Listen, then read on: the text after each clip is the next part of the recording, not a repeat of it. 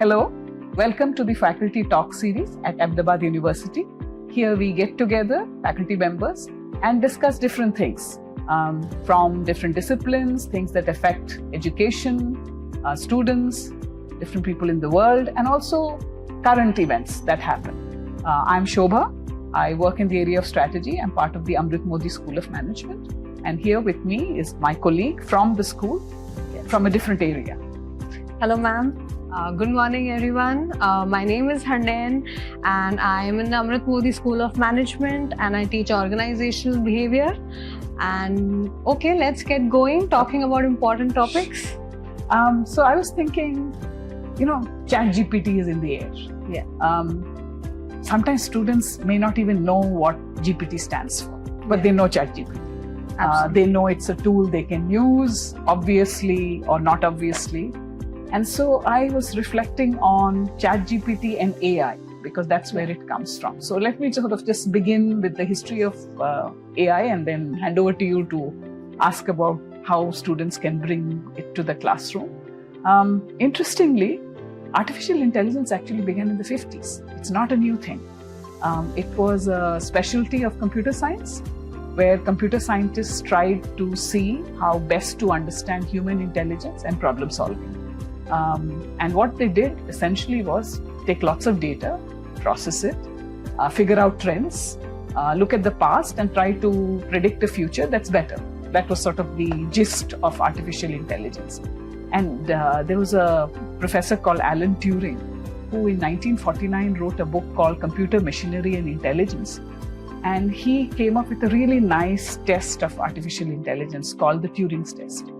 He called it, of course, imitation game, not related to the movie that has been released since. And what he said was, let's put a person and then have a barrier, and behind that there would be another person and a computer. And the person writes and asks a question, and there's a written response given. And if the person receiving the answer can guess whether the answer comes from the human or the computer, and guesses incorrectly that it's a human, not a computer, that would be the test of artificial intelligence. The computer has been able to simulate a response just like a human. That would be the test. So Turing's test was the gold standard for artificial intelligence to figure out whether machines have been able to somewhat replicate human decision making and processing.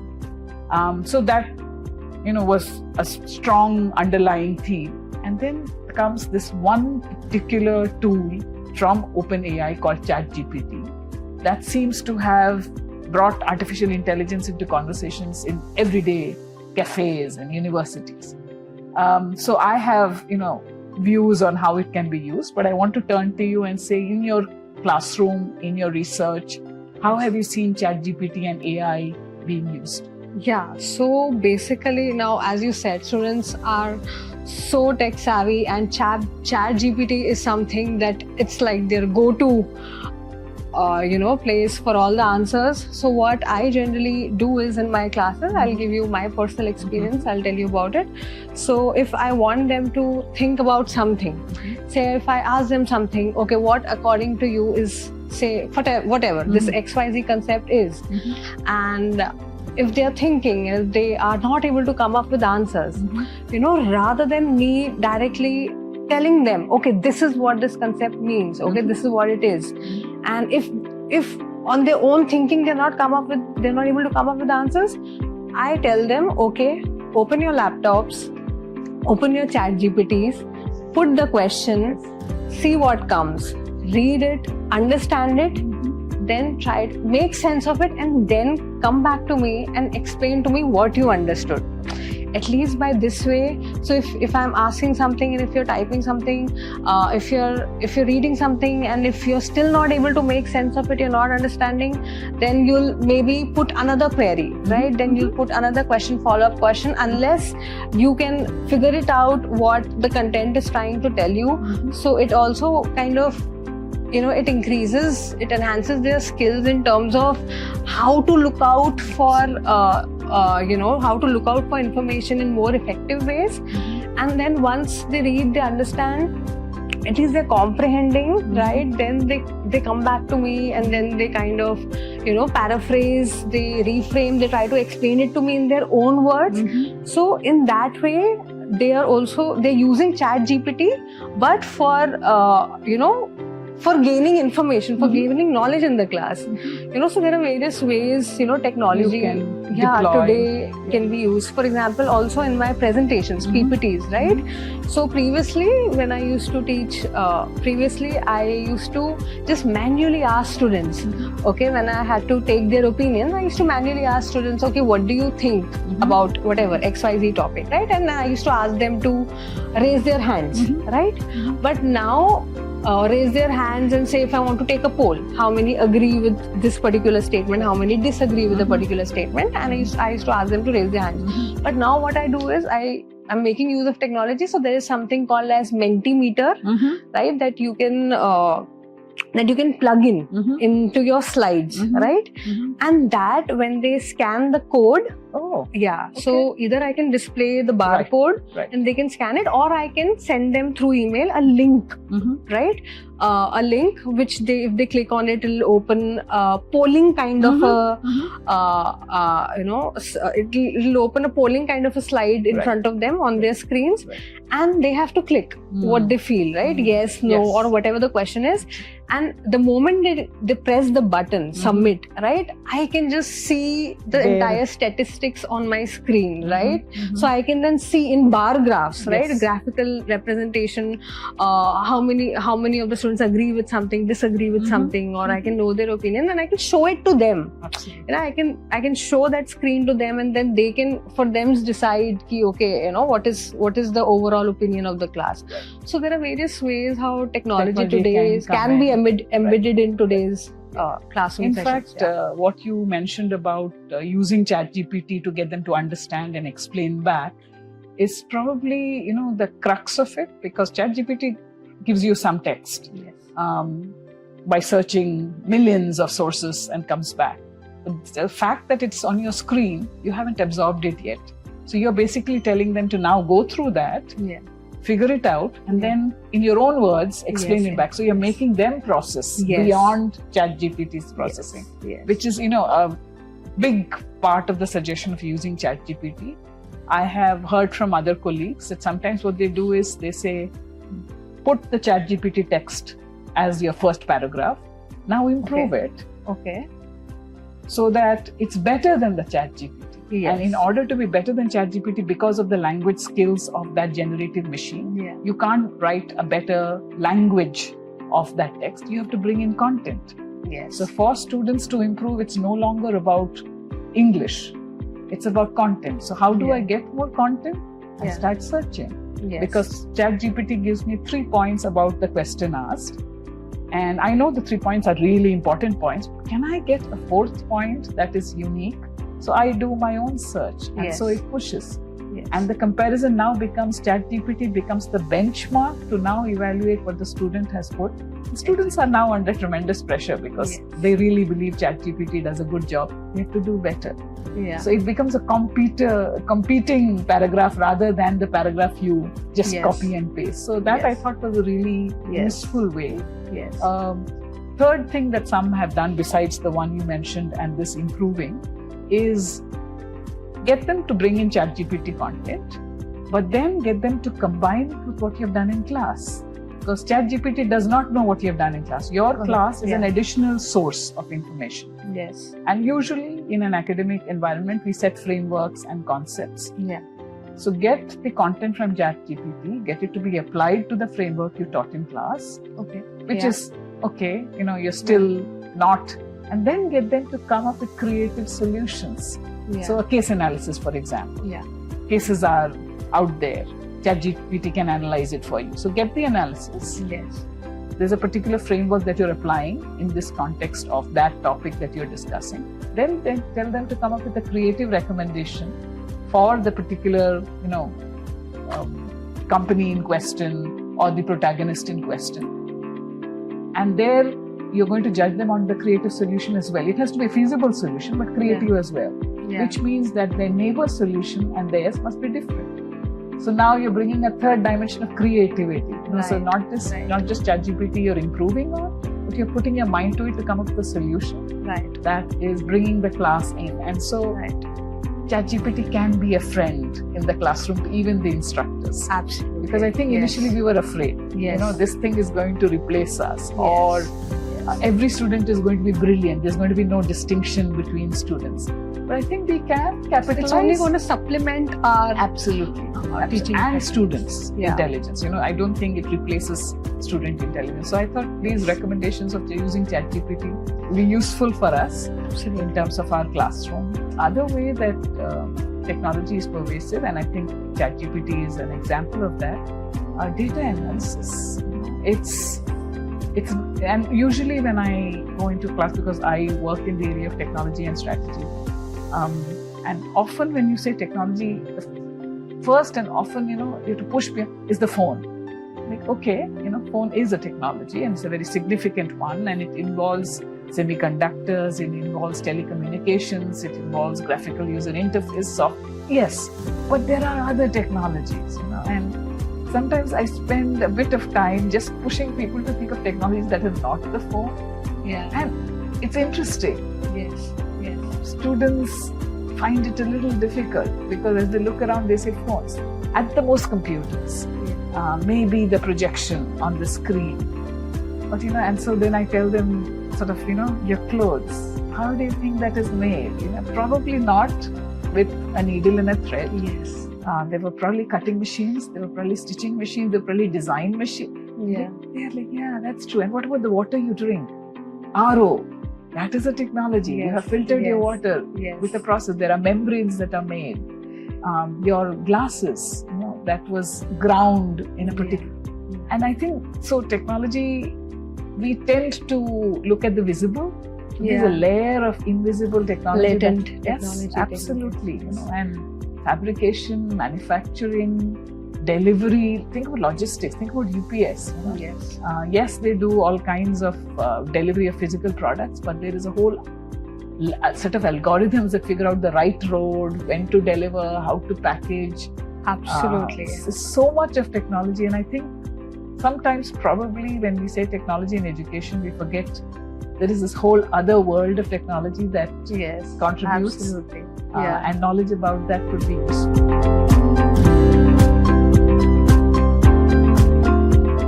And of course, all of us are not, knowledgeable enough to teach that. But awareness starts, and I think schools, we are both in a business school, schools which are in a university setting where there are other schools. There is much more food for thought, because as they lean across, they see the engineering school and they realize they're actually making things that we use. And then you talk to people from arts and sciences and you realize they understand the history of technology or creativity, how technology can really get creativity going, because now you don't have to necessarily visit a museum to see art. There could be descriptions of what famous artists have done by history professors or art professors who explain it to you. So I think the technology element goes far beyond the device. It's the knowledge, but it's also the people, the users and the creators. And university settings provide that luxury. Absolutely. To lean across and borrow the expertise from other places and build on it. In terms of technology and careers, sort of how have you seen that play out? One thing I would like to highlight, just building upon your previous point, interdisciplinarity is something, as you mentioned, right? We see engineers making things, we see social scientists going back to the history, and then there are people who talk about, there are, faculty who become creative and give you the same information in a different form, right? So interdisciplinarity is something that I think universities provide. For example, managers today, right? They have to expand their domain knowledge, right? I mean, they can't be just limited to their own, own domain expertise, but they need to know about everything in today's world, right? So, for example, they need to know the technology, as you mentioned, right? How something can be made, or how something can be made more efficient, right? There also needs to be, a manager would have to think as a, say, design thinker. So maybe he or she also has to look into how the product can be designed in a way that is user friendly, which is more aesthetically appealing, right? And then the manager now also has to think has to understand consumer psychology, for example, right? So for example, marketing, right? Unless you don't understand the way consumers think, right? Unless you don't apply certain principles of psychology, you will not be able to sell the product. Absolutely. Right? So a manager requires information spanning across domains in today's times. Absolutely. So I think the breadth of understanding, and as people say, problems don't come neatly tied in small packets. They are messy. And you can't use one lens to understand. Forget about solving. Even to understand requires difficulty. So in my area of strategy, we have a very well-regarded framework of Porter, where we look at competition, this, that. And so sometimes I tell students, it was a learning for me. So if I look at a car company, the classic thing, competitors would be companies that make other companies that make cars. And we worked like that for a long time. And then suddenly there's Uber and Ola. And my customers are no longer buying cars, they're doing ride share. So the industry definition changed. And the industry definition changed because there were technology platform, which then users use. So it starts getting complex. You can't, even our frameworks, we have to adapt, because competition is not just the other guy making the same product.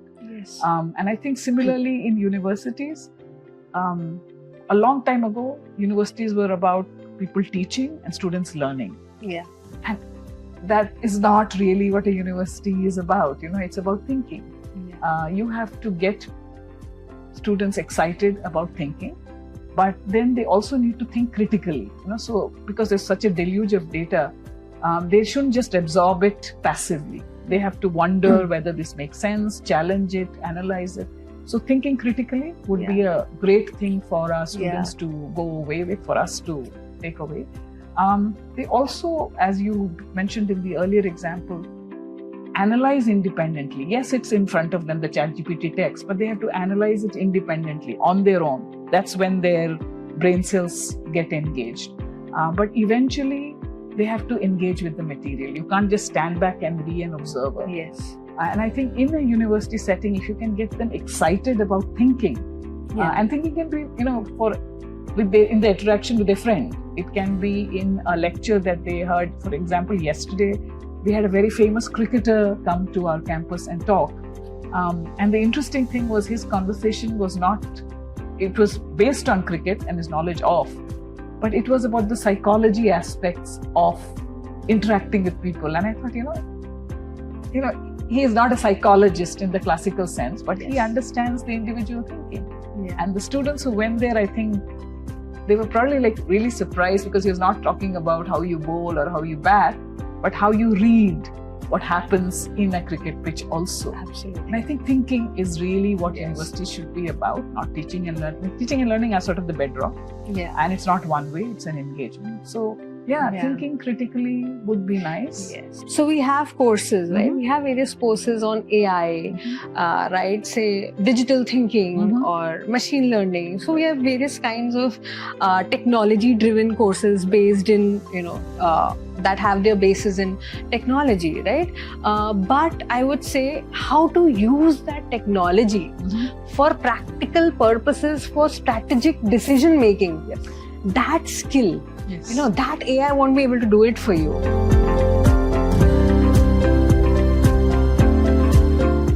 AI is just going to give you certain patterns, certain data, right? Some numbers.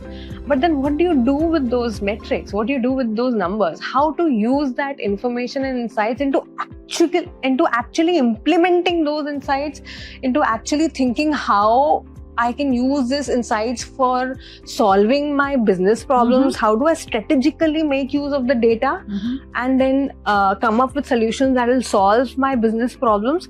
I think students from this university are able to do that because of the kind of expertise the faculty gets with them, right? The faculty instills in them that kind of, as you said, critical thinking skills as to how to then use so much of information to actually put it into practice, right? And because our faculty have a lot of industry experience as well, right? They come with real industry experience of many years, right? So they can actually mentor students, guide students on the basis of their own experience, such rich experiences.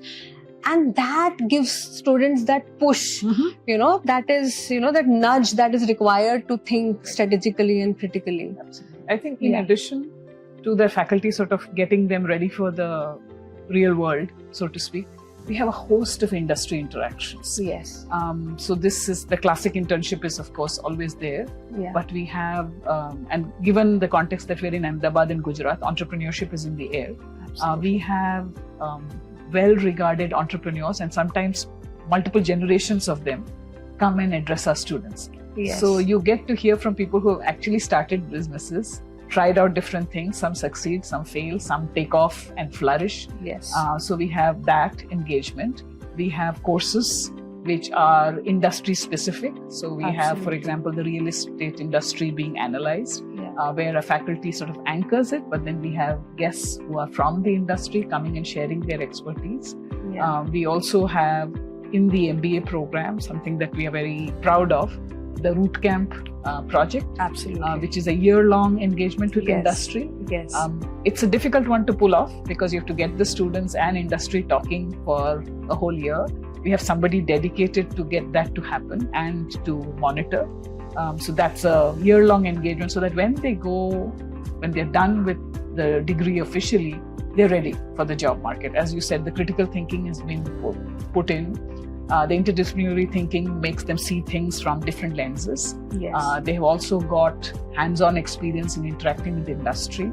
So when they join the workforce, there is on-the-job learning, of course, but they're ready to pick it up and run faster than, say, other graduates who come.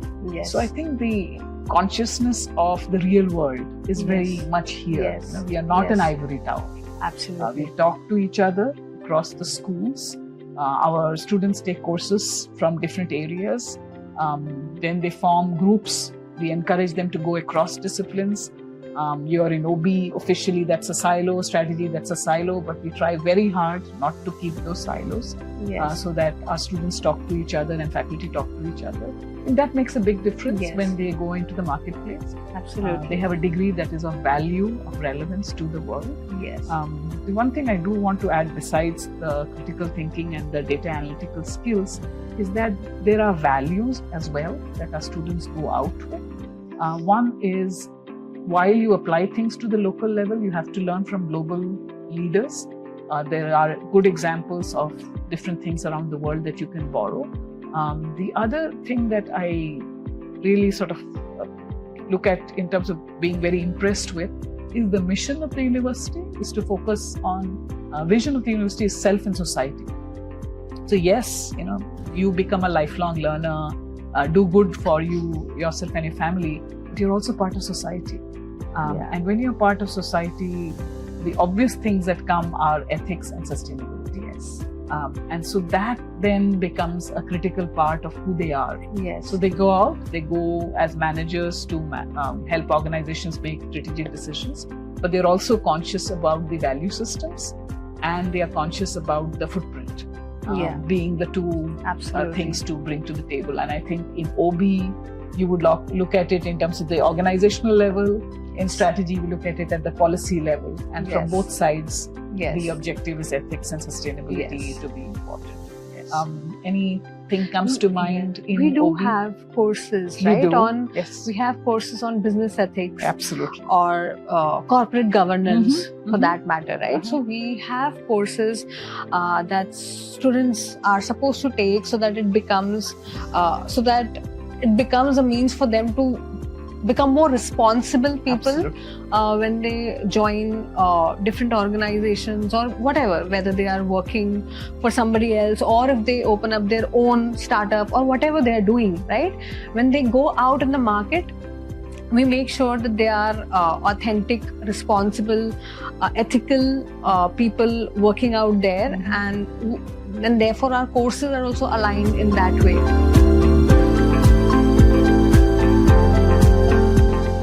Right, Gujarat also, they have the Gujarat government keeps coming up with various kind of initiatives, right? Startup Gujarat, right? We have GIDC, which takes care of industrial development, right? So we have that kind of external ecosystem. We also collaborate with, say for example, and also with the GIFT City coming up, right? With the GIFT City in place, there's a huge boost to fintech, right? Also, we collaborate with, say for example, TIE, okay? Or say iCreate, right? We collaborate with these external agencies, iCreate or TIE, who provide funding opportunities, who provide the guidance and mentorship that our students need, right? Especially when it concerns, starting up your own businesses, right? So I would say we have the ecosystem both internally that the university provides, and also externally that goes beyond the university, right? Absolutely. So a couple of things I just want to build on. This is a hugely successful effort to incubate, and they have a track record, very impressive track record of launching as well as successful businesses. Ahmedabad University was part of the consortium that won. Absolutely, yeah. They are with IIT Gandhinagar and UC San Diego. They have set up the International FinTech Institute. Yes. And in fact, the first course is currently ongoing. Yeah. We are really part of that ecosystem now actively as well in terms of providing FinTech to the world. Overall, I think in terms of the ecosystem, the faculty, the mentoring, the student groups, I think it's really a thriving effort. Environment. I just wanted to mention we have a family business entrepreneurship program. Oh yes. Which is a 5-year program where for the people who have businesses and whose children they want to educate in business context, but they also want them to be conscious of the family business environment. Yeah. These students choose to join us in the undergraduate stage, and after exploring in the interdisciplinary context, if they feel that this is what they want to specialize in, then it's an integrated program. And they emerge with an undergraduate and master's degree, and the degree is a family business entrepreneurship. Yeah. And I have realized since coming here that, it really makes sense in the context of where we are. Yeah. Because this is an entrepreneurial hub. Absolutely. And a family business entrepreneurial program is just the perfect fit. I just want to build off a couple of more things. You said one is the heritage management. For those students who don't want to do the mainstream MBA, which is sort of relatively well known in terms of what other universities offer, we have some unique programs. Yes. One is the heritage management program. I think it's probably the only one in the country, and it's really well regarded in terms of what it offers and the immersion it provides. We also have 2 special track master's programs. One is in economics. It's an MS in economics, and the other is MS in quantitative finance. And so going back to where you're talking about education and what students need in today's time, they need the breadth, but they also need to have deep specialization so that they are completely useful in terms of application. And quantitative finance and economics and heritage management is in that mode. And of course, within the MBA, as you said, there is OB, there's data analytics, there's strategy, there's technology and operations. So we have supply chain management. Exactly. So, India being involved in global supply chain management, we have relevant courses on these. And then there's finance. We have forgotten the main core of our sort of strength is one of them is finance. Yes. So we have a range of master's programs where the in-depth knowledge can come. But because we are situated in a university, the breadth comes as well, and all the effort to integrate and interact with industry brings that practical aspect to the knowledge base that is.